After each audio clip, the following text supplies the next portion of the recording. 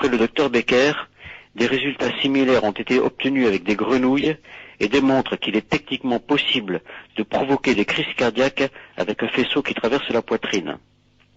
Le 20 août 92, le Los Angeles Times publiait un article intitulé « Des caméras qui captent des images de la pensée » et de multiples publications, particulièrement américaines, existent sur ce sujet. Plus récemment, le professeur Kevin Warwick de l'université de Reading en Grande-Bretagne s'est fait insérer sous l'épiderme un microprocesseur afin de démontrer les nombreux abus qui pouvaient découler de l'utilisation de ce genre d'appareil capable d'allumer les lumières et de souhaiter la bienvenue d'une voix caverneuse. Introduit sous anesthésie locale, l'appareil contenait 64 informations sur le professeur de cybernétique que sa secrétaire pouvait ainsi suivre en permanence. C'est vraiment Big Brother, ce n'est plus de la science-fiction, a-t-il déclaré dans Libération du 29 août 98. Ce genre de puce peut contenir toutes sortes d'informations des plus variées. Numéro de sécurité sociale, groupe sanguin, carnet de santé, convictions religieuses, qualifications professionnelles. En effet, Big Brother, évoqué par George Orwell, est à notre porte. Kevin Warwick, celui donc qui s'est fait implanter cette puce, dénonce, c'est dans le journal Le Monde du 25 septembre 1998, l'être humain est menacé par l'ordinateur Sapiens, dont l'intelligence ne tardera pas à dépasser celle de son créateur. Et là, comme ça, j'en ai des pages et des pages. Par exemple, tout ce qui a été fait sur les vétérans du Vietnam, l'un des projets qui s'appelait Phoenix, une puce électronique qu'on leur a injectée, qui avait été baptisée du nom de Rambo, permettait de faire monter leur taux d'adrénaline. Voilà, bon, je ne vais pas monopoliser, mais c'est hyper intéressant. Ce livre est sorti il y a peu de temps. Il a été écrit par les médecins et c'est chaud, quoi. Justement, par rapport à ça, là, je me permets de te tutoyer. Mais je t'en prie, Axel. Merci. C'est impressionnant parce que justement tu viens de donner tous les points clés en fait, hein, et en plus avec toutes les déclarations de tous les médecins, de tous les chercheurs qui ont fait partie de cette entreprise en fait, hein. Pas tous, ceux qui ont parlé. Oui, ceux qui ont parlé. ceux qui en ont, excusez-moi de le dire, mais justement par rapport à ça, là on voit cette réalité là. On voit cette réalité et ce livre dont tu viens de nous citer quelques passages, tu peux le redonner les références? Alors, c'est une bombe qui vient de sortir dans les bacs.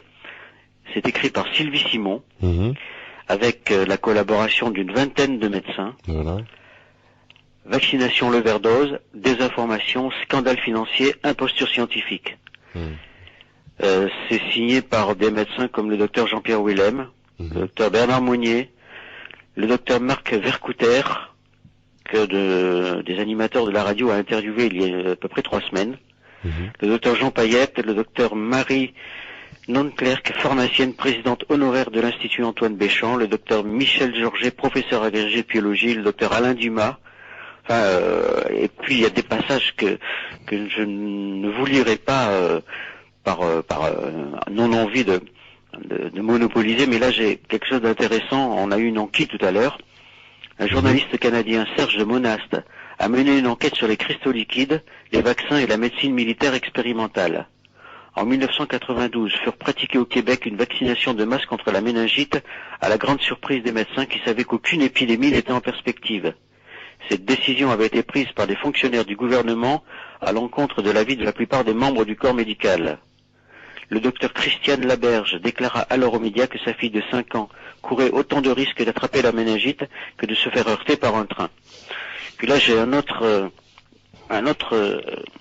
information, un autre livre, qui est un colloque qui a été organisé le 16 octobre 1999 sur le thème « Faut-il avoir peur des vaccinations ?»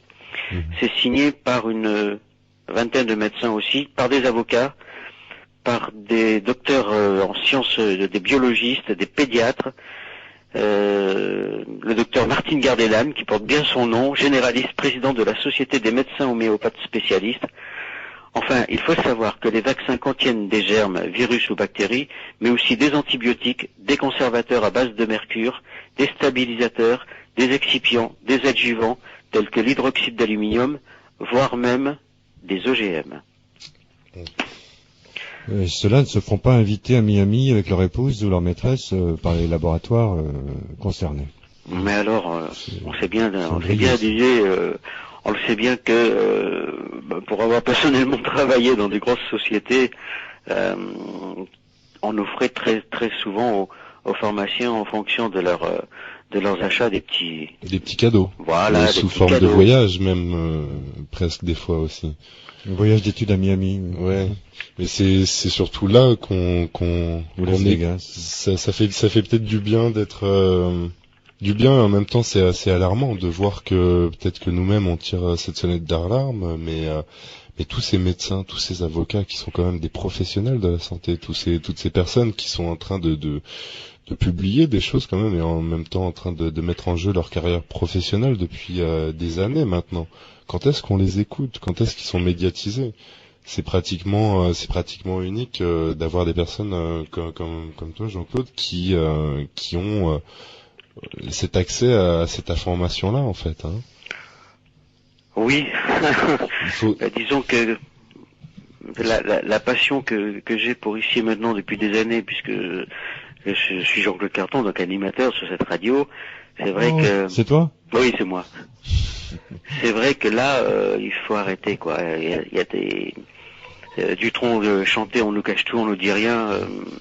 Écoute, ce livre, ces 3 livres qui m'ont été donnés par l'éditeur aujourd'hui, enfin hier maintenant, méritent que l'on fasse une émission là-dessus. Et puis Axel, que j'avais tout petit peu entendu parler de toi, mais je te dis bravo, quoi. Ben, je te remercie. Et puis en plus, tu as une façon extrêmement humaine de parler